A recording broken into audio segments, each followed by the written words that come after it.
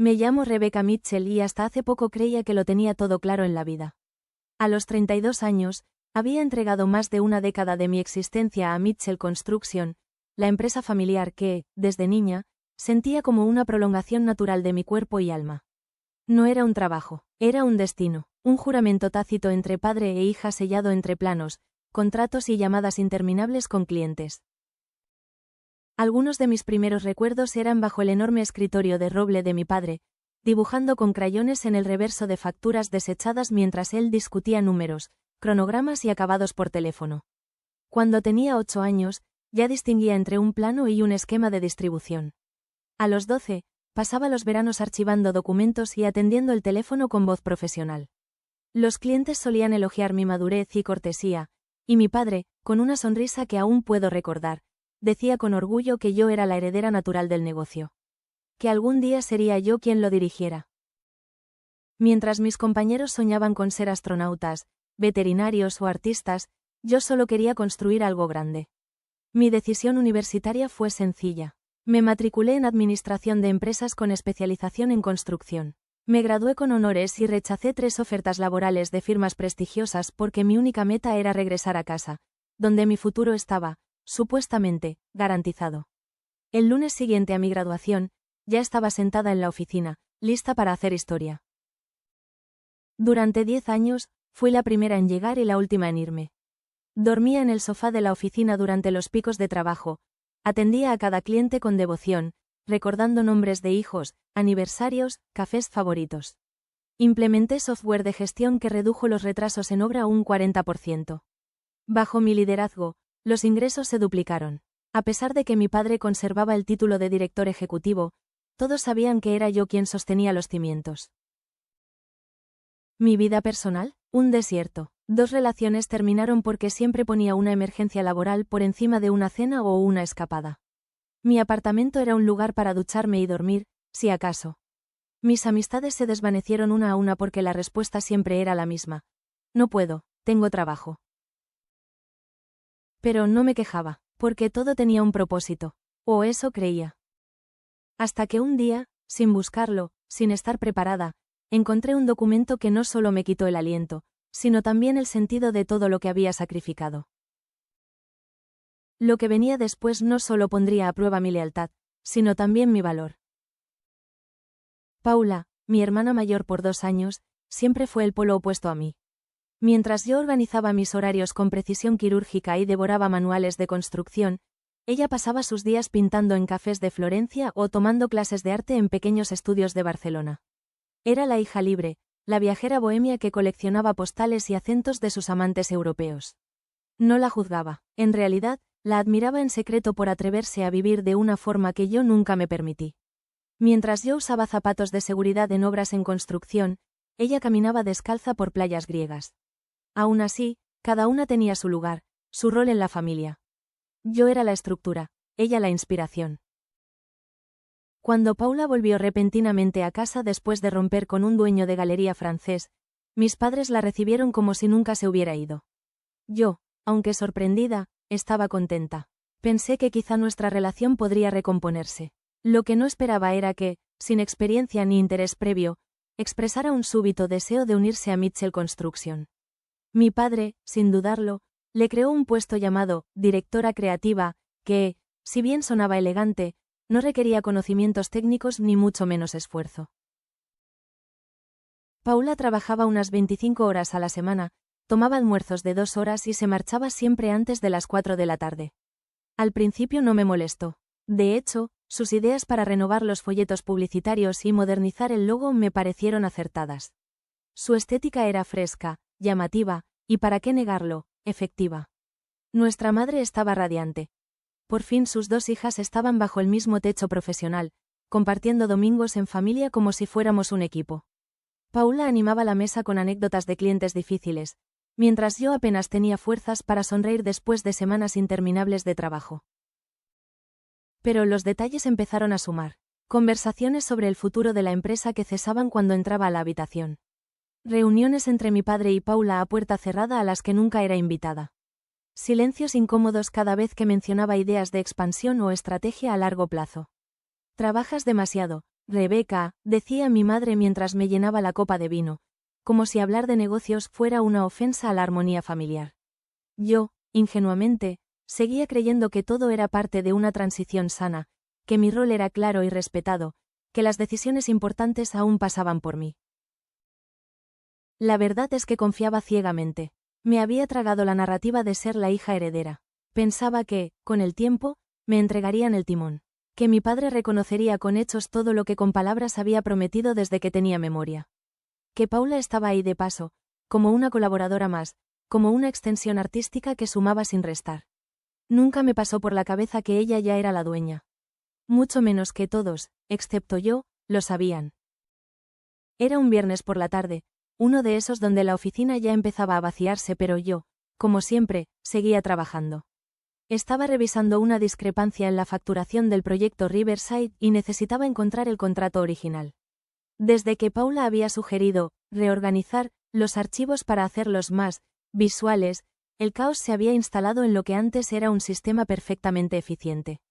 Mientras removía carpetas de un archivador marcado como documentos legales confidenciales, mis dedos tocaron un sobremanila grueso con una etiqueta que me hizo frenar en seco. Transferencia de propiedad, Mitchell Construction. Un escalofrío me recorrió el cuerpo, pero intenté tranquilizarme. Quizá eran documentos antiguos, de la época de mi abuelo. Al abrirlo, lo primero que vi fue una fecha. 15 de marzo del mismo año, hacía apenas 6 meses. De pronto, el aire se volvió pesado, irrespirable. Mis ojos empezaron a recorrer el texto legal con creciente horror, cada palabra más dolorosa que la anterior. No hacía falta entender toda la jerga jurídica para captar lo esencial.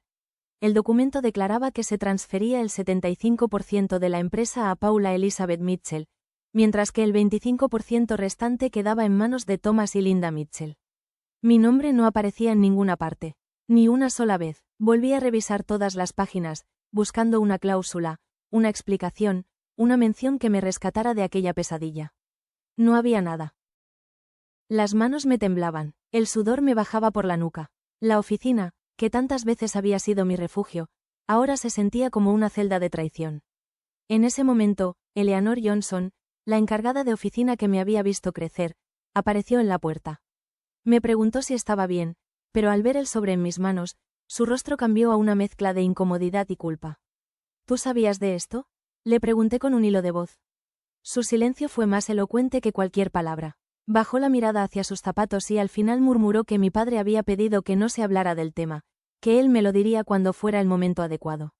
Repetí esas palabras como si fueran veneno, cuando fuera el momento adecuado, sintiendo una risa nerviosa nacer en mi pecho.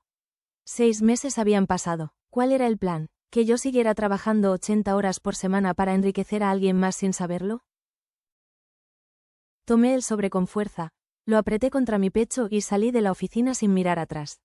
No recogí mi portátil ni los informes pendientes. Todo se volvió irrelevante. El camino a casa fue un borrón. No recuerdo si respeté los semáforos ni cómo llegué a mi apartamento. Cerré la puerta detrás de mí, me dejé caer en el sofá, y con el sobre aún entre mis manos, solo pude quedarme mirando la pared vacía donde otras personas tendrían fotos familiares. Me sentí vacía, estafada, traicionada por las mismas personas para quienes lo había dado todo. Las preguntas me asaltaban sin parar. ¿Qué hice mal? ¿No fui lo suficientemente inteligente? ¿No trabajé suficiente? ¿No era lo bastante digna? Cada logro, cada cliente ganado, cada noche sin dormir se convirtió en una burla. Mientras yo creía estar construyendo un legado, ellos estaban construyendo un castillo de mentiras con los ladrillos de mi esfuerzo. Apreté los ojos con fuerza y marqué el número de la única persona que podía entenderme, Allison. Allison contestó al segundo timbrazo, y con solo oír su voz se me rompió el dique. No sabía que estaba llorando hasta que ella lo dijo. Las palabras salieron solas, temblorosas, rotas, como si al nombrarlas se volvieran más reales. Le dieron la empresa a Paula, susurré, 75%, sin decirme nada, hace meses. Ella soltó una exclamación ahogada, y sin esperar mi respuesta, dijo que venía de inmediato, que no me moviera. No tenía fuerzas para discutir. Me quedé allí, en la penumbra, aferrada al sobre como si fuera una herida abierta. Cuando Allison abrió la puerta con su copia de llaves y me abrazó, el dolor que había contenido estalló. Lloré hasta que no quedó nada. 10 años, le dije entre sollozos, 10 años de mi vida. Lo sé, respondió ella acariciando mi cabello, lo sé. Pasamos el sábado juntas, entre lágrimas, silencio y planificación. No se trataba de venganza, sino de dignidad. Había que tomar una decisión. Si ellos no valoraban mi trabajo, entonces no recibirían más de él. El domingo por la tarde, el nudo en mi estómago era un recordatorio constante de lo que estaba a punto de enfrentar. Como cada semana, me presenté puntual en la casa de mis padres.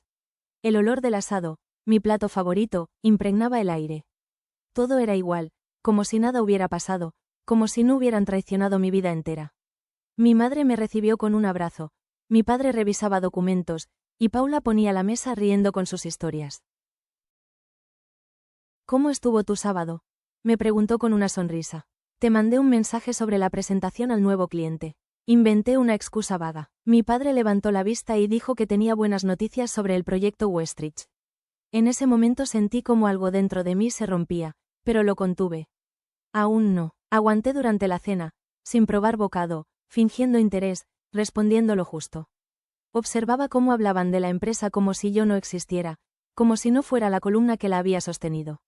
Paula hablaba de ideas nuevas, mi padre asentía, mi madre desviaba la conversación hacia trivialidades. Yo estaba allí, invisible, una sombra entre tres farsantes. Después del postre, cuando mi padre se levantó diciendo que iba a ver el partido y que luego quería hablar con Paula sobre unos proveedores, supe que era el momento. En realidad, dije con voz firme, necesito hablar con todos ustedes. El tono hizo que se detuvieran en seco. Saqué el sobre de mi bolso y lo coloqué en el centro de la mesa. ¿Cuándo pensaban decirme esto? El silencio fue inmediato. Mi padre frunció el ceño. Mi madre palideció. Paula bajó la vista. ¿Dónde lo encontraste?, preguntó mi padre finalmente. ¿Importa?, respondí. ¿Algún día iban a decírmelo o esperaban que trabajara hasta morir sin saber que mi hermana era la dueña de todo? Mi madre intentó tomar mi mano, pero me aparté. El momento adecuado hubiera sido antes de firmar esos papeles, no 6 meses después. Mi padre se enderezó en su silla, usando esa voz de autoridad que reservaba para clientes difíciles. Fue una decisión estratégica. Paula tiene ideas frescas. Sentí cómo me hervía la sangre. ¿Y yo no?, grité, golpeando la mesa. Después de 10 años, de duplicar ingresos, ¿yo no tengo ideas? Paula intervino, titubeando. Papá me lo propuso, no fue idea mía. No finjas que no sabías lo que estabas robándome. Mi padre levantó la voz. Paula ha sido clave en el crecimiento reciente. ¿Te refieres a los mismos planes que yo te presenté hace 3 años y que tú rechazaste? Su silencio lo confirmó. ¿Y ahora qué?, preguntó. Me levanté lentamente. Nada, si Paula es la dueña, que lo maneje ella. Renuncio. No puedes renunciar, gritó. El proyecto Anderson comienza la próxima semana. Lo miré con frialdad. Que lo maneje Paula. Yo terminé de trabajar gratis. El lunes por la mañana, el despertador sonó a las 5:30 de la madrugada, como siempre. Por inercia, estiré la mano para apagarlo, y por un segundo, olvidé que ya no tenía que levantarme para Mitchell Construction. Después, la realidad me golpeó con la fuerza de un tren. Ya no tenía oficina, ni reuniones, ni cronogramas que coordinar. Me quedé acostada, mirando el techo, sin saber si sentir alivio o vacío. Me levanté igual, preparé café como de costumbre, pero lo dejé enfriar sobre la encimera. Frente al armario, observé los trajes alineados que durante años habían sido mi armadura. Cerré la puerta sin elegir nada y me puse unos pantalones deportivos y una sudadera vieja de la universidad. A las 7 de la mañana ya había revisado mi teléfono 15 veces. Ni un mensaje, ni una llamada. Ni de Paula, ni de mi padre. Parte de mí estaba decepcionada. ¿De verdad creían que el negocio funcionaría sin mí? Otra parte sentía una libertad inédita, un silencio fértil. A las 8:30 de la mañana llamé a William Barnes, mi mentor de la universidad, ahora director de una firma de ingeniería. Había intentado reclutarme varias veces, sin éxito. Me contestó con calidez. Rebecca, qué sorpresa. ¿Tu padre finalmente te empujó demasiado lejos? Reí sin humor. No tienes idea. Durante 1 hora, le conté todo, desde el hallazgo del documento hasta la confrontación del domingo. William escuchó con atención, interrumpiendo solo para expresar indignación. No puedo creerlo. Después de todo lo que hiciste por esa empresa. ¿Fui una tonta por confiar?, pregunté. No, dijo firme. Fuiste leal. Y la lealtad debe ser recíproca. Tomé nota de su consejo. Documentar cada contribución que había hecho, cada proyecto, cada cliente que gestione con acento agudo, cada sistema que implemente. No para usarlos en contra, sino para establecer mi valor real. Pasé el resto del día creando un archivo con todos mis logros, cifras concretas, datos verificables. Me cuidé de no incluir secretos empresariales que me comprometieran legalmente, pero sí omití cosas esenciales que solo yo sabía. Preferencias de clientes, atajos en sistemas, procesos informales que había creado para aumentar la eficiencia. Esos no eran de la empresa, eran míos. A mediodía redacté un correo de renuncia formal, con tono profesional y sin rastro de la tormenta emocional que me atravesaba. Informé que haría uso de mis 6 semanas acumuladas de vacaciones con efecto inmediato, un derecho que nunca había ejercido. Coloqué una respuesta automática en mi correo laboral, actualmente fuera de la oficina. Para asuntos urgentes, contactar a Paula Mitchell. Apagué mi móvil de trabajo y lo guardé en un cajón. El resto del día lo dediqué a revisar mi contrato con ayuda de Sofía Rodríguez, una amiga abogada, para asegurarme de no infringir ninguna cláusula. También actualicé mi currículum, por primera vez en 10 años. ¿Te das cuenta de lo valiosa que eres?, dijo Sofía mientras leía mi perfil. Cualquier empresa de construcción te contrataría con los ojos cerrados. Sus palabras fueron un bálsamo para mi orgullo herido. Nunca había considerado seriamente mi valor fuera del apellido Mitchell. Esa misma noche, cuando el edificio ya estaba vacío, volví a la oficina para recoger mis cosas personales. Tenía derecho, aún era empleada en vacaciones. Entré con mi llave y mi código de seguridad. La oficina estaba silenciosa, casi solemne. Empaqué rápido. Fotos, diplomas, libros de consulta, una planta seca que había olvidado regar. Dejé todo lo que la empresa me había dado, incluso un portapapeles y una taza con el logo. No quería que dijeran que robé ni una grapa. En un cajón encontré una foto de la celebración del 25 aniversario, con mi padre, Paula y yo sonriendo como si fuéramos una familia feliz.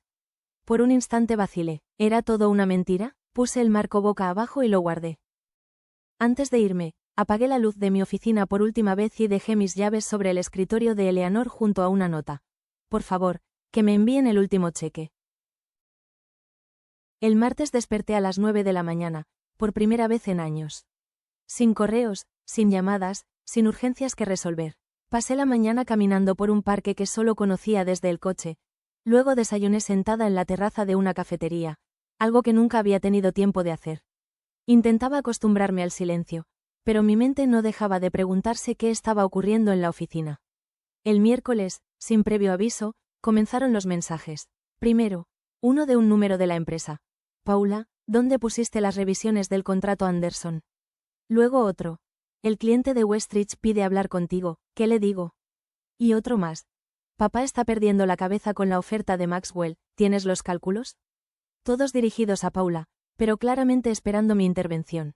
No respondí. El jueves, los mensajes se volvieron llamadas. Mi padre dejó 3 mensajes en el buzón de voz. Esto es ridículo, Rebeca, has dejado un desastre. Necesitamos hablar, llámame de inmediato. Mi madre fue más sutil, como siempre. Cariño, estamos preocupados por ti. Esto no es propio de ti. Podemos resolver esto juntos. Eliminé todos los mensajes sin responder. El viernes, mientras almorzaba con Sofía, mi teléfono personal sonó con un número que reconocí al instante. Maxwell Anderson, CEO de Anderson Construction, nuestro cliente más grande. Contesté. Rebeca, ¿qué está pasando ahí? Llevo años trabajando contigo, ahora me pasan con tu hermana y no sabe ni por dónde empezar. Su tono era serio, molesto. Lo siento, señor Anderson. Estoy en licencia extendida, ya no manejo su proyecto. Eso ya me lo dijeron, pero no lo entiendo. Tú eras la que conocía cada aspecto. Tengo un contrato de 12 millones en juego. Cerré los ojos, sintiendo el impulso de intervenir, de rescatar la situación, pero me contuve. Si no está satisfecho con la dirección actual, tal vez debería reconsiderar su colaboración. Hubo una pausa larga. Entiendo, si tu situación cambia, tienes mi número. Si trabajas en otro lugar, me interesa seguir contigo. Corté la llamada y me quedé inmóvil. Por primera vez, consideré seriamente un futuro sin Mitchell Construction. El domingo por la tarde, mi padre volvió a llamar. Algo en su voz, tensa, cortante, me hizo contestar. Anderson amenaza con retirar el contrato. Son 12 millones. Necesitas venir mañana a arreglar esto. Me senté en el sofá con calma. Que lo maneje Paula. Ella es la dueña, ¿recuerdas? No juegues, Rebeca, esto es grave. Es tu legado, lo que empezó tu abuelo. Mi legado lo entregaste tú, papá. ¿O ya olvidaste? Anderson quiere respuesta mañana o se va a Westfield. Entonces que Paula prepare una gran presentación. Corté la llamada. 20 minutos después, sonó el timbre. Lo vi por la mirilla. Era él. Despeinado, sin corbata, los hombros hundidos, una imagen que nunca imaginé. Abrí la puerta. Entró sin pedir permiso y empezó a pasearse por la sala como un león atrapado. ¿Sabes lo que has hecho? Anderson, es solo el comienzo. Weststreet también preguntó por ti. Paula no entiende tus notas. Me crucé de brazos, apoyada contra la pared. Eso suena como un problema de dirección. Buen momento para recordar quién es la propietaria. No es gracioso, Rebecca, la empresa está en crisis. No, tú estás en crisis. Por primera vez estás viendo las consecuencias de tus decisiones. Se detuvo y me miró con furia. Lo estás disfrutando, ¿verdad? Ver todo desmoronarse. No lo disfruto, lo proceso. Y tú deberías hacer lo mismo. Se sentó frente a mí, agotado. No vine a pelear, vine a ofrecerte una solución. COO, total autonomía, salario doble, oficina con vista. Me reí. ¿Me estás ofreciendo lo que ya hacía, solo que con más dinero y aún reportando a Paula? Es una promoción significativa. Entonces quiero el 40% de la empresa, puesto en la junta, horario laboral normal. Se le desencajó el rostro. Eso es imposible. Paula ya tiene el 75. Que te ceda parte o tú y mamá cedan del 25. No me importa cómo. Esas son mis condiciones. No puedes estar hablando en serio. Ayer HABLE con acento agudo con Westfield. Me ofrecieron dirección de operaciones, participación en ganancias, vacaciones obligatorias. Y Anderson ya dijo que me seguiría. Se quedó helado. Eso destruiría Mitchell Construction. Entonces no deberías haberme dado razones para considerar irme. Se quedó callado. Necesito hablar con tu madre y con Paula. Tienes 2 días. Quiero una respuesta el miércoles por la noche. El miércoles a las 6 en punto sonó mi teléfono. Era mi padre. Su voz sonaba controlada, casi artificial. Queremos reunirnos contigo mañana para discutir tu propuesta. Restaurante Riverfront. Al mediodía. Estaremos tu madre, Paula, Harold y yo. Respondí simplemente. Allí estaré. Esa noche me preparé como si fuera a enfrentar una licitación millonaria. Repasé cifras, ensayé respuestas, anticipé objeciones. Esto ya no era un asunto de familia, era una negociación empresarial donde debía defender mi valor sin ceder ni una pulgada. Al día siguiente, vestida con mi traje más impecable, recogí el cabello en una cola baja y llegué al restaurante con puntualidad absoluta. Los vi sentados en una esquina. Mi madre intentó levantarse para abrazarme, pero extendí la mano. No había espacio para gestos emocionales aún. Paula y mi padre asintieron con rigidez. Harold, con su portafolio abierto, saludó con neutralidad. Gracias por venir, dijo mi padre. Mantuve el rostro neutro. Antes de hablar de cifras, intervino Paula. Quiero decirte algo. Me miró fijamente, sus manos jugueteaban con la servilleta. Lo siento, Rebecca, no quise herirte ni quitarte lo que era tuyo. No esperaba una disculpa. Me descolocó. Estoy abrumada. Llevo semanas tratando de entender todo lo que tú manejabas con tanta facilidad. El cliente Anderson me habla como si estuviera leyendo jeroglíficos. Llevas 2 años en la empresa, dije, sin ocultar mi incredulidad. ¿No prestaste atención? A la parte creativa, sí. A lo operativo, no. Creí que podría aprender, pero sin ti. Su voz se apagó. Mi padre carraspeó. Lo que Paula quiere decir es que cometimos un error. El mundo pareció detenerse. Jamás en 32 años lo había escuchado admitir algo así. Cuando me ofreció el puesto, añadió Paula, me dijo que tú eras demasiado valiosa para dejar operaciones. Que la empresa te necesitaba donde estabas. No me dijo que tú habías sido la elegida desde siempre. Lo miré, bajó la vista, derrotado. Minimicé tus expectativas, creí que sería más fácil. Mi madre intentó tomar mi mano, pero se detuvo. No hemos dormido desde que te fuiste. No solo por los problemas del negocio, sino porque te fallamos profundamente. No era nuestra intención. Harold tosió suavemente. Pasemos a los términos. He preparado varias opciones. Durante 1 hora discutimos. Mi padre ofreció el 20%. Me negué. Sorprendentemente, Paula ofreció transferirme el 35% de su participación. Nunca quise ser dueña mayoritaria. Solo quería participar sin quedar relegada al departamento de contabilidad. Eso podrías haberlo dicho hace 10 años, respondí. Pero mi tono ya no tenía veneno. Al final, el acuerdo quedó así. 35% para mí, 40% para Paula, 25% para mis padres. Yo sería directora de operaciones, con autoridad igual a la de Paula, que se encargaría de marketing y relaciones con clientes. Las decisiones de junta requerirían mayoría, es decir, al menos 2 partes de 3. Establecimos un máximo de 45 horas semanales para ejecutivos y vacaciones obligatorias de 3 semanas al año. La cultura de trabajo tóxico se terminaría con nuestra generación. Mientras Harold redactaba, Paula se me acercó. ¿Podemos hablar solas? Dudé, pero accedí. Salimos a la terraza. Cuando papá me ofreció el control, me sentí validada por primera vez. Siempre fui la hija artista, la inestable.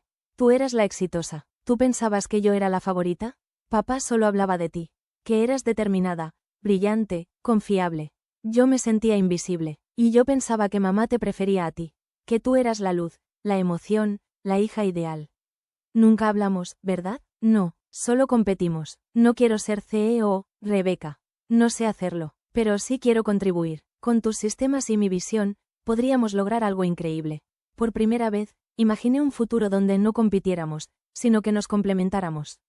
Volvimos a la mesa. Firmamos la carta de intención los 4. Mi padre preguntó, ¿volverás a la oficina mañana? Anderson sigue amenazando. No, aún estoy de vacaciones. Tengo 5 semanas acumuladas y pienso usarlas. Estaré disponible solo para emergencias reales. Al salir, mi madre me abrazó. Esta vez, no me aparté. Tenemos mucho que reconstruir, susurró. Sí, respondí, mucho.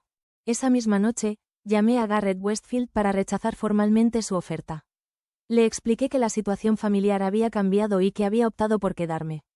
No puedo decir que no estoy decepcionado, dijo con sinceridad, pero entiendo el peso que tiene una empresa familiar.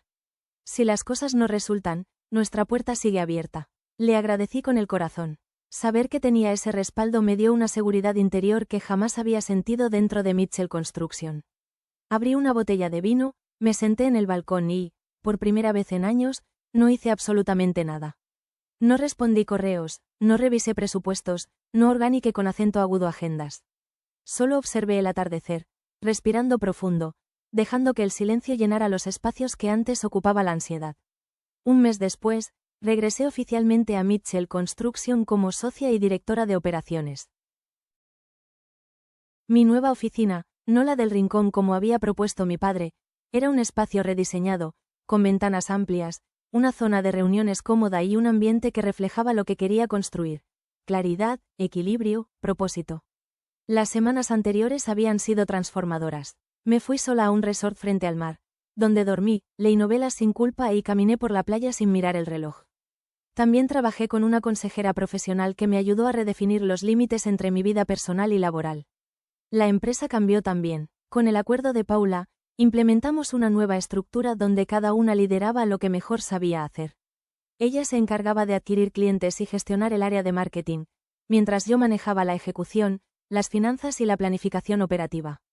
Nuestro padre, al principio reticente, aceptó asumir un rol de mentor, reduciendo poco a poco sus horas laborales dentro de un plan de retiro en 3 años. El contrato con Anderson seguía en pie. Lo llamé personalmente para explicarle la nueva organización. Agradeció la transparencia y aceptó seguir con nosotros. Paula tiene ideas creativas, me dijo, pero para proyectos como el mío, yo necesito a alguien que sepa exactamente cómo mover cada pieza. Y para expandirnos, necesitamos justamente esa creatividad, respondí, reconociendo que ambas aportábamos algo valioso. La dinámica entre Paula y yo había cambiado. Trabajábamos codo a codo, cada una desde su fortaleza. Nos consultábamos, nos respaldábamos. La tensión que nos había marcado durante años se estaba disolviendo. Eleanor, quien lo había visto todo desde el inicio, pasó por mi oficina una tarde y dijo: el ambiente se siente distinto, más equilibrado. Sus palabras me acompañaron durante el resto del día. Antes, una llamada de un cliente me habría absorbido toda la atención. Ahora, miraba el reloj y me permitía salir a tiempo para ir al gimnasio o simplemente cenar con tranquilidad. A las 6 en punto, cerraba el portátil y guardaba todo. Tenía una cita con Nathan Rivera, un ingeniero que conocí hace años y que reapareció durante las reuniones con Anderson. Siempre había sido amable, meticuloso y reservado. Nos reencontramos entre papeles, pero esta vez compartimos más que cálculos. Era nuestra segunda cita. Me puse un vestido sencillo y salí con una sonrisa. Paula me detuvo al pasar por su oficina. ¿Ya te vas? La Rebeca de antes estaría aquí hasta medianoche. La de antes estaba agotada. La de ahora tiene una cita y un 35% de participación, respondí con picardía.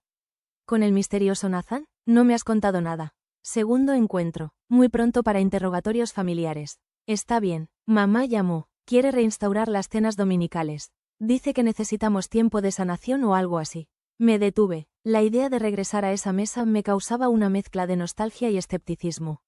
No lo sé, le dije que lo pensarías. Sin presión, pero creo que podríamos practicar eso de ser una familia normal, lo que sea que signifique. Tal vez, respondí, tal vez, esa noche, mientras cenaba con Nathan, me sorprendí contándole todo sin que doliera. Ya no hablaba desde la rabia, sino desde la claridad. Te plantaste y conseguiste lo que merecías, dijo él. Eso tiene mérito, no se trataba solo de ganar, se trataba de que ellos reconocieran mi valor, y de que yo también lo hiciera. Pues ellos tienen suerte de haberte conservado. El domingo siguiente, decidí ir a la cena. Paula me abrió la puerta con una sonrisa cómplice. Todo era distinto, papá hablaba menos, mamá escuchaba más, y Paula y yo no necesitábamos competir.